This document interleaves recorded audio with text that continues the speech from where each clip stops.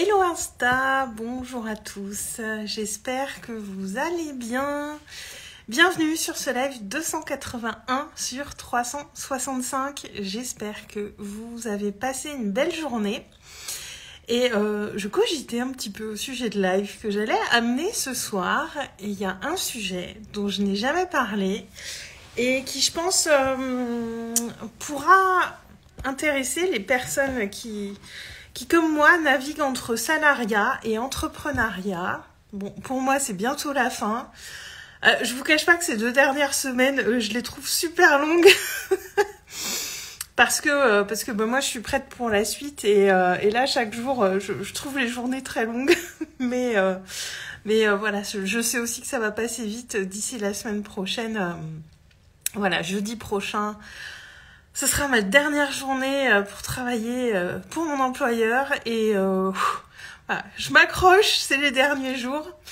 Et aujourd'hui, je voudrais vous partager ces autres peurs, ces autres freins qui m'ont aussi maintenue dans une situation qui me convenait pas pleinement, mais des freins qui sont autres que la sécurité financière, notamment parce qu'on va pas se mentir. Si on a du mal à quitter nos emplois salariés, les principales peurs sont quand même liées à l'argent et à la sécurité financière. Mais il y en a d'autres dont j'ai pris conscience ces derniers mois et qui faisaient partie quand même intégrante de ces choses qui me retenaient dans le salariat. J'en ai un petit peu parlé dans quelques lives précédemment, mais j'ai jamais vraiment axé un live sur ce thème-là. Et évidemment, le salariat amène une sécurité financière avec la certitude d'avoir un salaire chaque mois. Mais au-delà de ça, je me rends compte qu'il y avait plein d'autres choses qui me retenaient. Je vais aller crescendo, des moins fortes aux plus fortes. J'en ai 3 surtout qui me viennent en tête. Alors je dis que je fais crescendo, mais inconsciemment, consciemment, je ne sais pas laquelle me prenait le plus de place pour moi. Mais je pense qu'une des premières peurs, enfin sur ces 3-là dont je vais vous parler, une des premières, c'était le fait que je me faisais pas confiance sur le fait de gérer mes journées, d'amener ma propre structure de travail, parce que être solopreneur et travailler en ligne de surcroît, ça veut dire travailler depuis chez soi. Donc ça veut dire ne plus avoir forcément d'horaire, ou du moins aménager les horaires vraiment tels qu'on le souhaite. Avoir cette grande liberté de planning qui est une grande inconnue pour moi, parce que à part pendant le confinement en mars en 2020 où voilà c'est 2 mois que ça a duré, j'étais voilà libre. Autant, mais voilà, je m'étais pas encore lancée en ligne, mon activité en présentiel était en suspens, et je crois qu'il y avait quelque chose qui me retenait par rapport à ça. Parce que j'ai longtemps cultivé ce truc de dire j'ai besoin de cadre. Par exemple, dans mes études, ce qui a orienté mes choix, ça a été ce besoin de cadre. Très tôt, j'ai su que la fac ne serait pas faite pour moi parce que pas de cadre et j'aurais sans doute rien foutu, surtout que voilà, à l'époque, j'avais pas le même âge non plus et ça aurait été, je pense à l'époque, un petit peu n'importe quoi. Quoique, j'en sais rien. Mais le fait est qu'à l'époque, j'ai choisi plus de faire un BTS. En partie pour cette raison-là, alors aussi parce que le cursus que je choisissais, il y avait un BTS qui s'y prêtait très bien, mais en tout cas, c'était très clair à cette époque-là que j'irais pas à la fac parce que j'avais bien besoin de cadre. Et je me rends compte aujourd'hui que c'est un truc qui m'a vachement retenue parce que là, j'ai des grands week-ends puisque je solde des congés, donc j'ai 4 jours par semaine pour moi et voilà, au mois de mars, j'ai un peu fait la bourrin à bosser comme une ouf pendant mes week-ends en me disant j'ai que 4 jours par semaine et sans me laisser le temps. Et là, en fait, sur ce mois d'avril, j'ai vraiment expérimenté les choses différemment. Et je m'autorise beaucoup plus de liberté. Alors ça paraît un peu bête à dire parce que je me dis, j'entreprends, c'est pour ça, pour avoir cette liberté. Mais c'est fou comme quand on nous donne quelque chose qu'on désirait tellement, bah, ça demande un petit peu de temps pour se l'approprier en fait. Et là, je me l'approprie, bon bah que 4 jours par semaine, mais je me l'approprie quand même d'une manière différente. Et je perçois comme je suis capable de me structurer, mais sur mon propre rythme. En fait, j'observe, je me suis vraiment mise plus à l'écoute de mes propres rythmes depuis 3 semaines, là. Pas à l'écoute des rythmes que je crois qui seraient bons pour moi ou qui seraient bons pour être une bonne entrepreneur.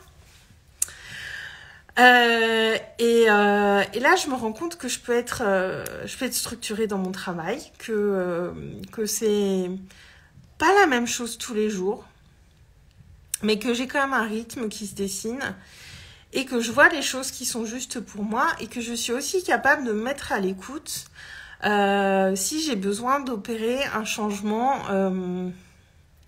de rythme. Je sais que je fonctionne pas mal avec les saisons. Moi, je fais partie de la team vachement cocooning en hiver quand même. Et je me souviens que l'été dernier, j'avais beaucoup d'énergie, j'avais beaucoup d'idées. Je dormais beaucoup moins aussi. Et donc, il y a ça qui va se créer avec le fil des saisons. Donc, il n'y a rien qui est gravé... il n'y a rien qui est gravé dans le marbre. Il n'y a rien qui est... C'est pas hyper structuré, en fait, ma manière de fonctionner. Mais je sais que j'aurai tous les jours la structure nécessaire pour gérer mon entreprise parce que je sais ce qu'il y a à faire.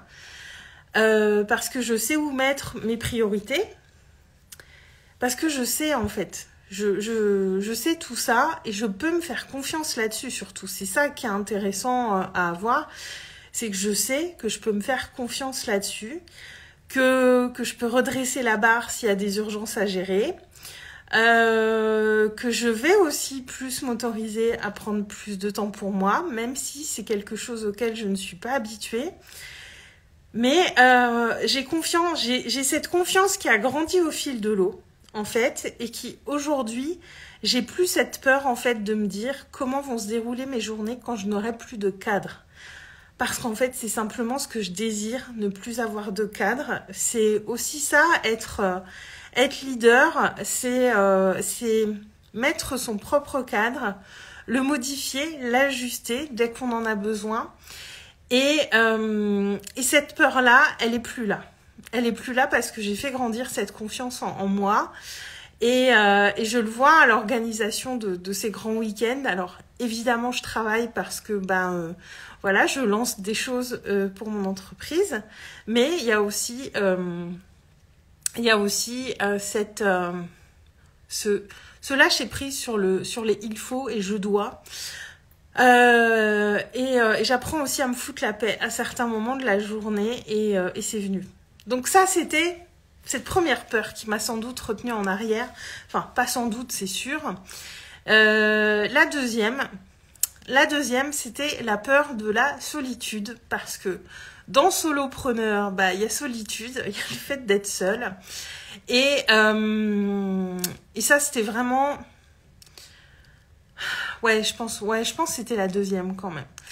Même si j'ai beaucoup besoin de moments de solitude, et encore ce soir, j'avais une réunion d'association, à un moment c'était la cacophonie, ça m'a épuisée. J'avais peur de cette solitude parce que malgré tout, je suis quelqu'un d'hyper sociable. J'aime les gens, en fait, j'aime passer du temps avec les gens, j'aime parler avec les gens. Et j'avais cette peur d'être très seule et de pas avoir d'échanges quotidiens avec d'autres êtres humains. Et ça, c'est pareil, ça s'est résolu avec le temps. Je voulais souvent partager en live. Moi, mon cercle relationnel a beaucoup bougé en 2021. Il y a eu un grand vide parce que il y a des personnes dont je me suis éloignée. Il y a des personnes qui se sont éloignées de moi pour des circonstances. Certaines étaient claires, d'autres l'étaient moins, mais peu importe, c'était juste comme ça. Et j'ai eu un vide relationnel à cette période-là, mais qui a aussi qui m'a aussi permis de faire entrer de nouvelles personnes dans ma vie, des personnes avec lesquelles je me sens beaucoup plus alignée. Et j'ai vraiment créé cette capacité à créer des relations sur les réseaux, mais pas que. Et en fait, aujourd'hui, j'ai beaucoup de personnes autour de moi qui sont dans cette situation, qui sont entrepreneurs, que leur temps libre n'est pas uniquement le soir en semaine ou le week-end. J'échange avec différentes personnes tous les jours. Il y a beaucoup de choses qui ont bougé pour moi. Enfin, j'échange aussi avec vous tous les jours. J'ai des messages privés tous les jours.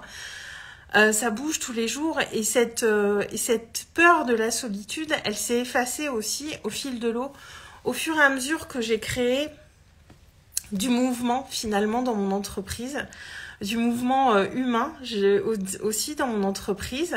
Et puis surtout, il y a mes clientes qui sont dans ma vie, les personnes avec qui j'échange tous les jours, parce que pour celles qui sont en vocal avec moi, c'est quotidiennement pratiquement, même le week-end, il y a toujours un ou deux petits messages le week-end.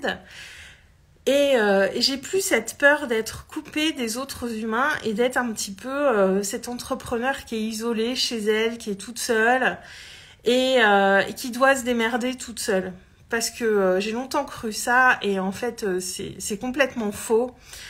C'est même le plus gros piège dans lequel tombent beaucoup d'entrepreneurs et qui, à mon sens, nous fait perdre énormément de temps. Et voilà, et ça m'a mis du temps de comprendre ça, et parce que ce plein engagement au service de mon entreprise, j'ai mis du temps à me mettre dedans aussi. Mais à partir du moment où je me suis pleinement engagée, ça a été aussi un plein engagement à être moi-même dans toutes les circonstances de la vie. Et du coup, à créer de nouvelles relations qui sont beaucoup plus alignées avec moi, qui me nourrissent beaucoup plus et qui sont là à plein d'endroits, en fait. Et c'est ouf. J'ai vachement de gratitude pour ça. Et du coup, j'ai fait s'envoler cette peur aussi d'être seule. Et la troisième peur, ce troisième frein, au-delà de l'insécurité financière qui m'a aussi empêché de passer à l'action et de quitter le salariat, elle est très liée à la deuxième. C'est que j'aime beaucoup mes collègues de travail. Je travaille dans un monde d'hommes puisque je suis dans l'industrie, donc je travaille qu'avec des hommes. Hein. Mais ils sont de différentes tranches d'âge, mais je travaille vraiment avec des gens qui sont super, qui sont des belles personnes, avec qui on a des belles discussions, c'est des gens que j'apprécie. Et vous voyez, quand je parle d'eux, j'ai un peu d'émotion parce que je les aime beaucoup. Et je sais que ça va être sans doute le truc le plus dur de leur dire au revoir. Bon, après, si je retournais les voir, je pourrais, mais bon...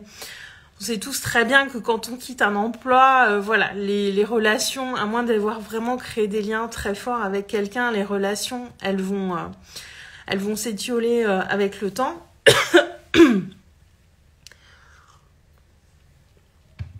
Et ça, c'était le truc un peu dur de me dire... et puis aussi, je vais les laisser parce que là, dans un premier temps, il y aura personne pour reprendre mon poste.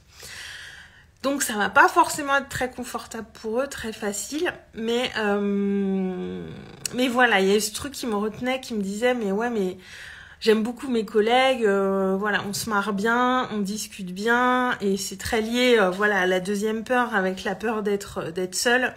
Mais il y a un vrai affect qui s'est construit avec ces personnes avec qui je travaille tous les jours, avec qui je passe beaucoup de temps, parce que les gens avec qui on travaille, c'est des gens avec qui on passe énormément de temps quand même. Et ça, c'est parti parce que j'ai créé beaucoup d'autres liens de cœur. Voilà, toutes ces relations que j'ai créées sur ces 2 dernières années. Il y a beaucoup de liens de cœur qui se sont créés. Et cet affect, en fait, je sais que je peux le retrouver, je peux le créer partout où je vais, à tous les endroits de ma vie. Il y a des gens qui font partie de notre vie pendant une période parce que c'est juste, parce que c'est comme ça que ça doit être. Mais il arrive un moment aussi où ils doivent en sortir, ou du moins sans en sortir, mais où nous, on doit prendre notre propre route. Et ils sont plus forcément à côté de nous sur cette route. On les recroisera peut-être, mais en tout cas, nos chemins, par moments, doivent se séparer d'avec certaines personnes. Et puis, vous savez, moi, dans mon emploi salarié, je me rends compte qu'il y a beaucoup de choses qui ne sont pas... qui ne me tirent plus vers le haut, concrètement. Et je sais que l'air de rien, ça crée des freins intérieurs qui sont encore là, sur lesquels je mets pas forcément les mots, mais c'est des freins qui sont bien là. Et je sais qu'il est temps pour moi de changer d'environnement quotidien. Ça devient réellement nécessaire. Bonsoir Pierre. Et en ça, alors oui, il y a cet affect pour mes collègues que j'aime beaucoup. Mais ma priorité dans ma vie, c'est moi. C'est mes projets. C'est ma vision. C'est mes ambitions. C'est tout ce que je veux créer pour moi. C'est tout ce pourquoi je veux contribuer pour les personnes que j'accompagne, pour les personnes qui me regardent. Et rester dans cet environnement, même s'il n'est pas toxique ou autre, eh bien je sais que ça représente un frein et qu'il faut que je me libère de ce frein. Et que mes collègues, je les apprécie beaucoup, mais ils font partie intégrante de cet environnement. Et il est temps pour moi de passer à autre chose, en fait, tout simplement. Et j'ai mis beaucoup de paix là-dessus. J'ai compris tout ça et ça m'a pris du temps parce que, vous savez, moi, dans ma vie professionnelle, même si le salariat n'est plus un modèle qui me convient, au final, je me rends compte que dans toutes mes expériences pro, aussi différentes soient-elles en entreprise, c'est le bruit de mon petit coussin sous mes pieds. J'ai toujours eu des très belles relations avec mes collègues, en fait. Et à chaque fois, ça a été difficile de les quitter. Mais aussi, à chaque fois, c'est quelque chose de différent qui s'est ouvert à moi. Avec certains, on est resté en contact quelque temps. Avec d'autres, pas. Mais en tout cas, je me souviens de toutes ces personnes avec qui j'ai passé beaucoup de temps. Parce qu'encore une fois, on passe beaucoup de temps avec nos collègues de travail. Et ils sont là et ils ont fait partie, chacune, de différentes étapes de ma vie.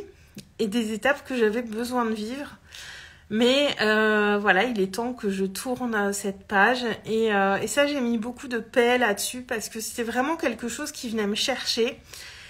Et c'était, je crois que c'était une des premières choses que je disais quand on me demandait ce qui me retenait, au-delà de cette sécurité financière, ce qui était vraiment la première peur.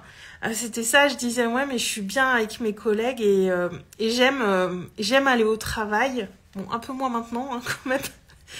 Mais je disais, j'aime aller au travail parce que je sais que je vais passer une bonne journée. Et ça a l'air de rien. Autant, c'est bien, hein, on va pas se mentir, c'est bien. Mais ça peut représenter un vrai frein qui peut nous bloquer un petit peu pour passer à autre chose. Et je voulais vous partager ces peurs que j'ai eues, qui sont là, parce que je sais que quand je vais leur dire au revoir la semaine prochaine, voilà, ce sera pas forcément le moment le plus agréable pour moi. Mais je voulais vous les partager parce que parfois on n'a pas... moi pendant longtemps j'avais pas forcément mis de conscience sur tout ça, ou du moins je crois que je me rendais pas compte à quel point ça venait me freiner, ça venait m'empêcher de sauter le pas. Et pourtant c'était bien là, c'était bien réel. Et alors est-ce que c'était des excuses ou est-ce que c'était à d'autres niveaux que ça se situait concrètement j'ai pas intellectualisé ça. Je vous partage ça ce soir parce que ça m'est venu. Mais voilà, ça venait créer des croyances à l'intérieur de moi, des freins, des choses dont je voulais pas me séparer. Et tout changement de vie, c'est un deuil à faire. Et les deuils, c'est pas forcément facile.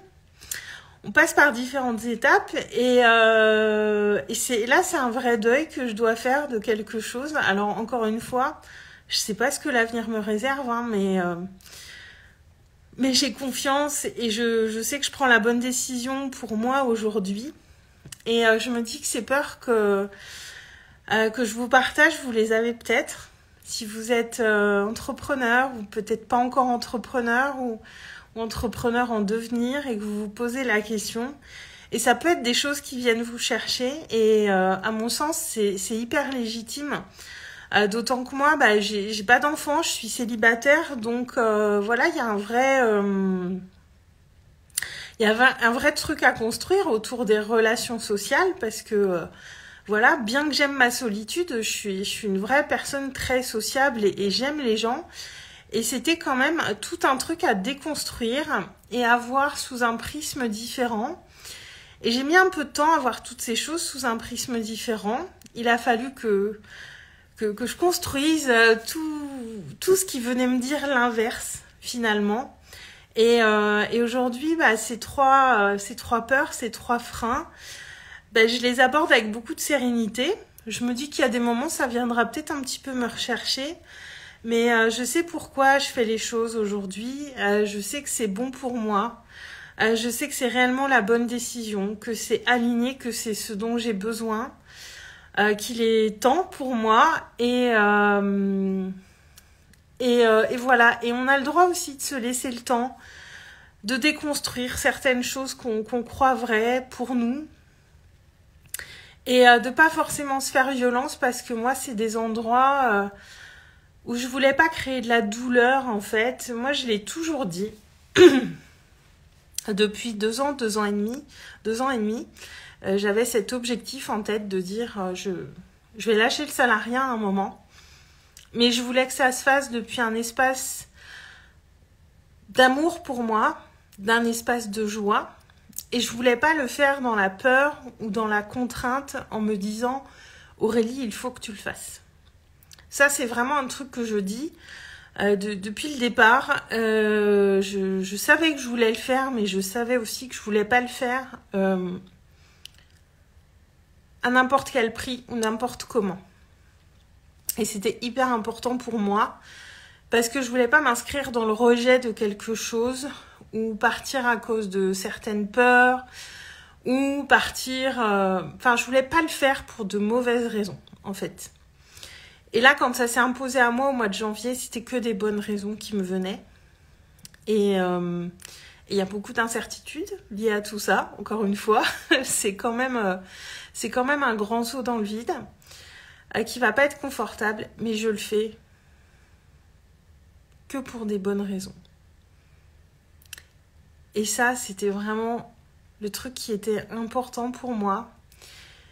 Et je pense que c'est vraiment une question qui est à se poser quand on prend des décisions comme ça. C'est voilà, est-ce que ça part depuis un espace de peur, de rejet, ou est-ce que je le fais pour moi, pour des bonnes raisons, parce que je le choisis et parce que je le veux, parce que je sens que c'est ça que je veux pour moi. Et d'avoir fait bouger toutes ces peurs, ça a fait bouger les choses.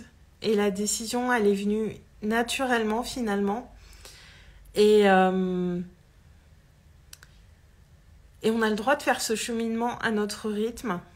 Et je sais que ça se passerait différemment si j'avais fait ce choix plus tôt d'un espace qui n'était pas aussi juste. Et du coup, je suis très heureuse de ce qui se présente, de ce qui arrive. Et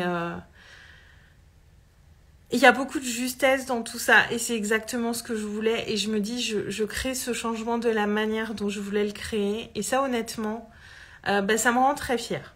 Parce que y a des moments où je me disais, mais est-ce que je vais y arriver à faire ce changement dans l'état d'esprit, dans cet état d'esprit que je veux avoir, cet état d'esprit de joie et d'alignement et de sentir que c'est juste.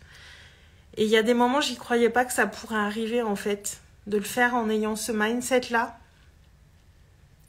Et en fait, si. parce que c'est quelque chose que j'ai beaucoup cultivé aussi à l'intérieur de moi, que j'ai fait grandir, et à un moment, c'est là. C'est là, et ça s'en va pas.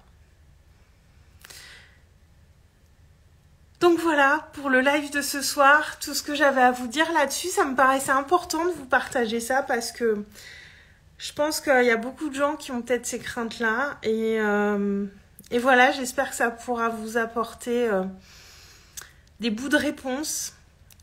Et si ça vous a interpellé et qu'il y a d'autres peurs autres que les peurs financières liées au fait de changer de vie, de changer d'environnement pro, bah, n'hésitez pas à venir échanger avec moi en fait, parce que je trouve que c'est un sujet passionnant, parce qu'on parle beaucoup des peurs liées à l'argent, des insécurités liées à l'argent.